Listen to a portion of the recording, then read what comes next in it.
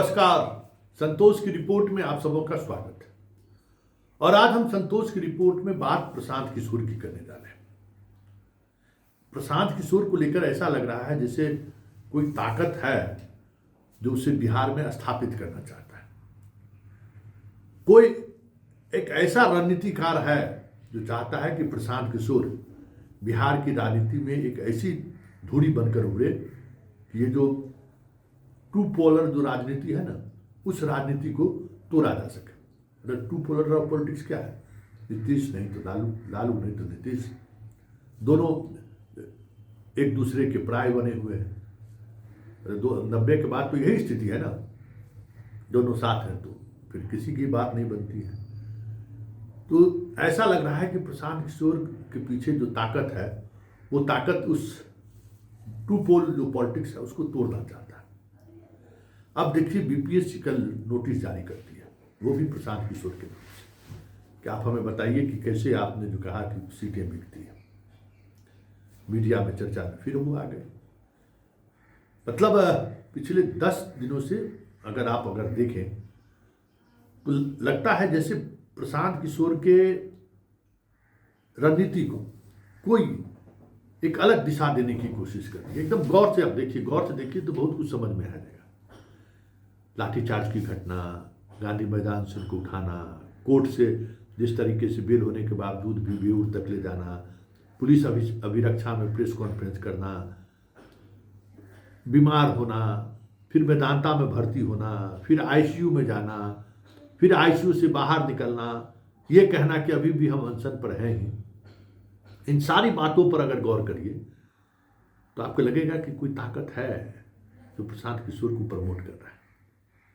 क्योंकि देखिए, प्रशांत किशोर ने बिहार की भले ही पद यात्रा की हो, लेकिन वो इम्पैक्ट छोड़ने में कामयाब नहीं हुए। कई चुनाव वो लड़े और उसमें बुरी तरह से उन्हें हार का भी सामना करना पड़ा। एक शिक्षक स्नातक छपरा लड़े तो वो भी उनका उम्मीदवार नहीं था। चलिए, एक शिक्षक माफिया का संरक्षण देने वाले लोग थे, वो भी शिक्षा में सब कुछ करने वाले लोग थे, वो अपनी पद पर जीते। मुजफ्फरपुर तिरहुत वाले में बुरी तरह से हारे, छपरा नगर निगम वाले में बुरी तरह से हारे, गया में बुरी तरह से हारे। पूरे बिहार में इन्होंने 40 से अधिक चुनावों में परोक्ष या अपरोक्ष रूप से इन्होंने भूमिका निभाने की कोशिश की और सब में इनको मुंह खानी पड़ी। 4 जगह उपचुनाव हुआ, उस उपचुनाव के परिणाम के बाद इनकी पूरी राजनीति हवा हो गई। सब लोग यही कहने लगे कि इनके उम्मीदवार एनडीए को फायदा पहुंचाने के लिए नीतीश और बीजेपी को फायदा पहुंचाता हुआ दिख रहा। इनकी पूरी राजनीति खत्म हो रही थी। मुसलमान इनके साथ छूट रहा था कि अचानक छात्र आंदोलन आ गया। छात्र आंदोलन पर भी अगर आप गौर करिएगा, पूरे पर ध्यान से देखिएगा कि प्रशांत किशोर का जब से इस आंदोलन में एंट्री हुआ, मीडिया की सक्रियता तो प्रशांत किशोर को लेकर वैसे भी बढ़ी रहती है।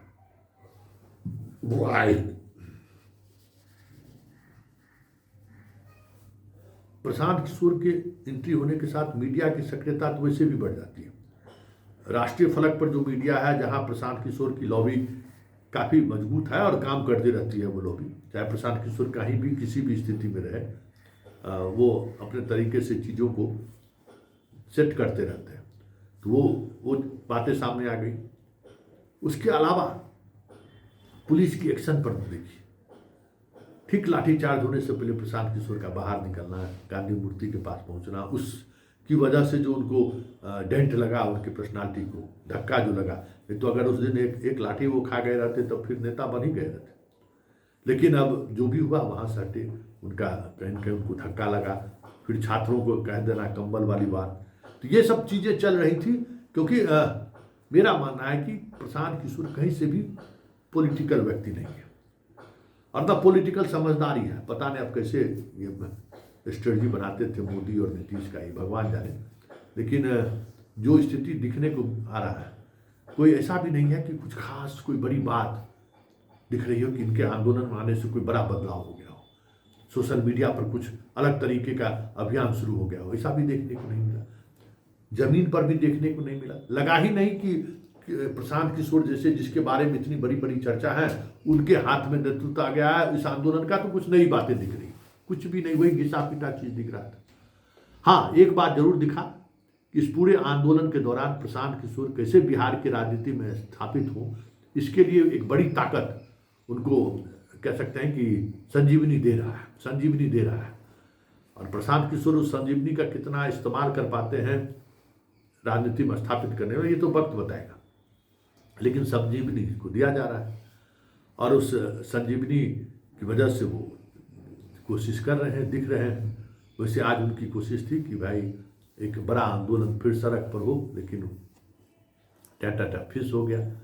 अब कोर्ट में चले हैं, 15 तारीख को कोर्ट में है, वो भी जनस्वराज। अब छात्रों में ही एक अलग तरीके का विवाद हो गया है कि जनस्वराज बार बार क्यों आ रहा है। हम छात्र कोर्ट गए हैं, उससे कोर्ट पर एक गलत प्रभाव पड़ेगा, तो ये राजनीति भी शुरू हो गई है। मतलब अगर गौर करिएगा तो प्रशांत किशोर की पूरी राजनीति मतलब कोई मैच्योर राजनीति नहीं है, हल्के वाली राजनीति है। अब पूरे दिन चला कि प्रशांत किशोर पर थप्पड़ चला और शाम प्रशांत किशोर उसको खारिज कर देने ने हमें कोई थप्पड़ ऊपर नहीं मारा। मतलब राजनीति में जो एक स्किल होता है ना, मुद्दों को खींच लेना, वो भी नहीं है। अरे जब चल गया तो इसमें डिनाई करने की क्या जरूरत है कि हमको लगा कि नहीं लगा, लेकिन वो भी नहीं है स्किल। अच्छा, भाषण देने की शैली वो नहीं है, चीज़ों को उस तरीके से रखने की समझ नहीं है। आप सीधे तौर पर भाषण दे सकते हैं, जो एक भाषण जो प्रभावित करता है, वो आकर्षण पैदा करता है, वो भी नहीं है। बस सिर्फ आलोचना, सरकार की आलोचना करते रहना, नीतीश की आलोचना करते रहना, तेजस्वी की आलोचना करते रहना, इससे आगे वो उस राजनीति को लेकर आगे बढ़ ही नहीं रहे। लेकिन जो ताकत चाहता है कि प्रशांत किशोर बिहार की राजनीति में एक तीसरा ध्रुव बनाए, तीसरा कोण बनाए, वो ताकत तो इसको मजबूती दे रहा है।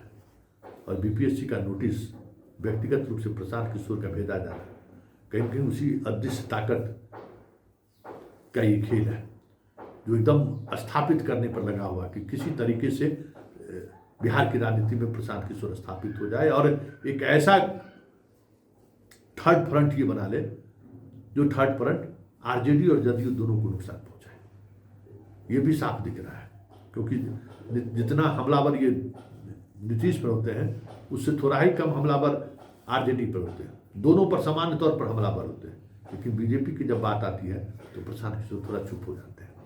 गौर करिएगा, बीजेपी पर हमला करने से हमेशा प्रशांत किशोर बचते रहते हैं। तो वो अदृश्य ताकतें कौन है, जो हम कहने की जरूरत नहीं है, जो बार बार हम कह रहे थे। और अब वो अदृश्य ताकतें किस तरीके से मदद कर रही हैं, ये भी हमने आपको कहा कि इनके हर काम काज को कैसे गैमराइज किया जाए, इनको मौका दे रहा है। गिरफ्तार हुए, 4 घंटा तक घुमाते रहे, मीडिया सुर्खियों बटोरते रहे, सब जगह मेडिकल जांच कराते रहे, मीडिया में सुर्खियां बटोरते रहे। कोर्ट पहुंचे, बॉन्ड भरे, जमानत मिल गई, वो कहने में कामयाब हुए कि हमें जमानत नहीं मिली, हम जेल जा रहे हैं।